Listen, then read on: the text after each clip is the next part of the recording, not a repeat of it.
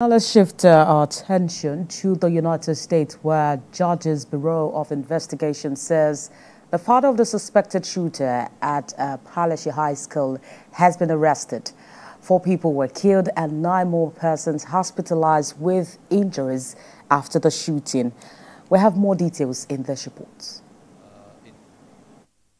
UN efforts, bilateral efforts, regional efforts to help parties reach or start discussing the ceasefire and an agreement.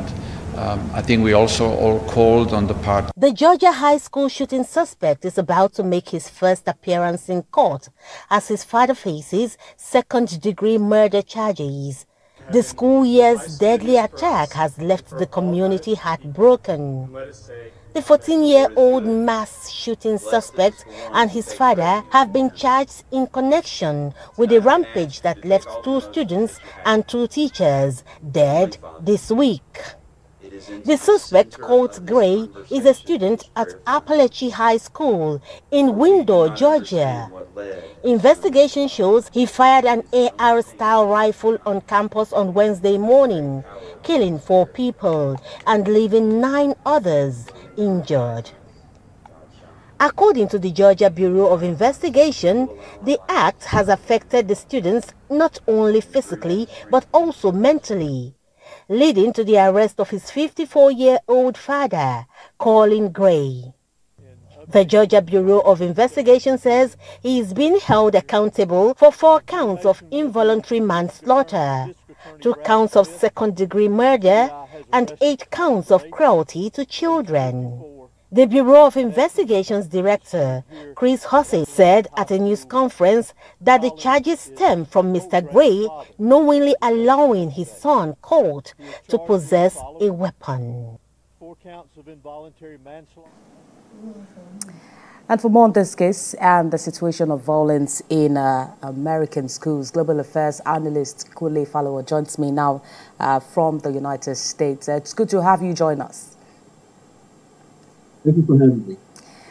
This is coming at a time where in Georgia, the state law allows prosecutors to charge minors from age 13 as an adult in certain crimes. But some persons have tried to exonerate the father of this child in the sentence that will be given. In terms of his level of culpability, what would you say?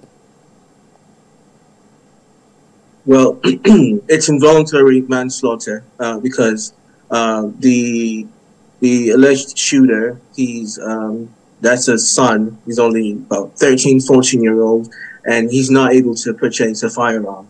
At least he's not 18 yet, so he cannot have access to go to the store and get a gun for himself. So the dad was able to purchase that gun, and it wasn't just any kind of gun. It was an assorted rifle, which means that the dad allegedly bought the gun for his 14-year-old son as a gift. According to him, he was allowed to use the gun with supervision, and he had, gone back to get a hold of the gun and used it for that mass shooting. However, he is culpable because he had purchased that assorted rifle, and his son had a hold of it. But it gets a little bit interesting because in the state of Georgia, the state constitution does allow that as an owner of a rifle or a gun, you are not you have a free liberty not to store your guns safely.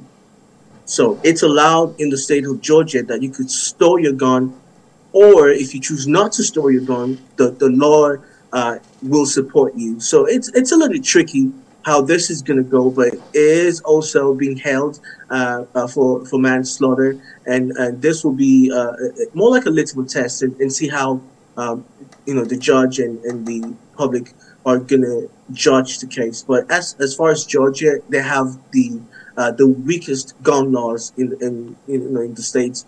Generally, and this is just unfortunate.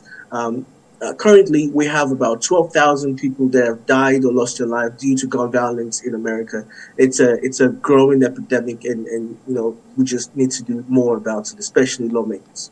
And just before we talk about how this incident really reflects on the broader issues of gun violence in the United States, it also came at a time where, you know, the White House also released a statement as regards misinformation and a possible attack. Is it likely that some persons are taking advantage of this ahead of the election? I mean, as it relates to gun violence in the United States, it's a growing epidemic, and like I said, it's about 12,000 people already lost their lives due to gun violence, and this is something ingrown.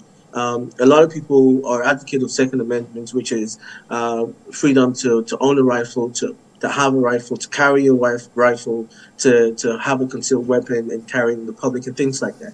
But we need common sense gun laws that's going to prevent, you know, things like this. This is despicable. This is coming just not from adults. It's coming also from children. So this is very alarming, I must say. Of course, a lot of people will also throw shades at the fact that maybe some lawmakers, especially coming from Democrats, are trying to prevent people from enjoying the Second Amendment. This is not very accurate, because we are looking at possible common sense gun laws, like, for example, universal background checks. And that would state that if you're a felon or you've committed crimes and you've been convicted, you're not supposed to be having guns and things like that. So also, it's very complicated also, because when you look at the individual states, they have the lawmakers in those individual states have their own legislation that has to do with guns. And some states are pro guns, pro Second Amendment, which is fine, and others are not, you know, very keen to that. So overall, it's a hot topic. It's a political issue. It's an epidemic, and everyone just must have to say something about it. And particularly the lawmakers have to do more about it and not just pay lip service to it. Mm. And, you know, this will also raise issues about the law that you have said. Some persons say policies are really in place. It is an implementation of this. And then it goes just beyond just having laws, but also an awareness on the part of the parents, more education as regards this. In recent times, we've seen an increase in gun violence, especially in the United States. What exactly are the security agencies not doing? What exactly are parents not doing as regards education for their children? And would you say there is a level of misinformation at this time? First of all, the uptick in the spate of killings, especially in schools of learning, places of learning, are, you find younger kids and kids are even under 18 years committing this type of atrocity. Also, there are some other issues that needs to be addressed. Also, mental health issues going in schools and things of that nature.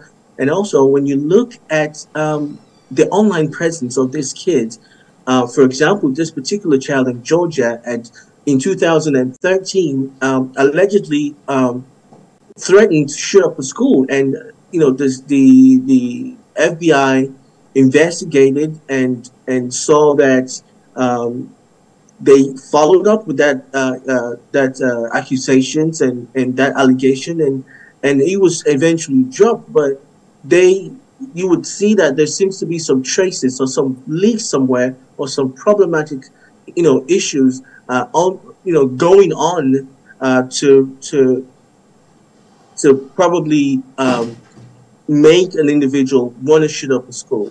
So on the Republican side, they will tout mental health issues or mental health challenges as one of the fundamental issues that needs to be looked at before you even look at the gun laws. But also, there's nothing wrong with checking everything, looking at the mental health issues, and particularly monitoring our social media space and see what kids are saying, what people are saying, and following up with them when necessary. And also when you look at parents, for example, some states, particularly Georgia, for example, they're not the laws do not give gives actually authority for parents not to safe store their ammunitions, meaning that they could literally place them anywhere and their child can have access to it if they want to. So some of those policies that the Democrats and progressives are saying is, why can't you safe store your ammunition so your child would not be able to have access to it? It's pretty simple. So and part of what you rightly mentioned is educating our people generally that if you store your ammunitions and your rifles properly, your children should not have access to it. And when they have access to it, it should be supervised. So these are just common sense things that we should be doing. And it's actually great that you also, brought politics into this conversation. So many persons are watching how this plays out, especially ahead of the election. Does this perhaps send a wrong message as regards the preparedness of the United States in the election in November? Well, the election, it's going to go on regardless.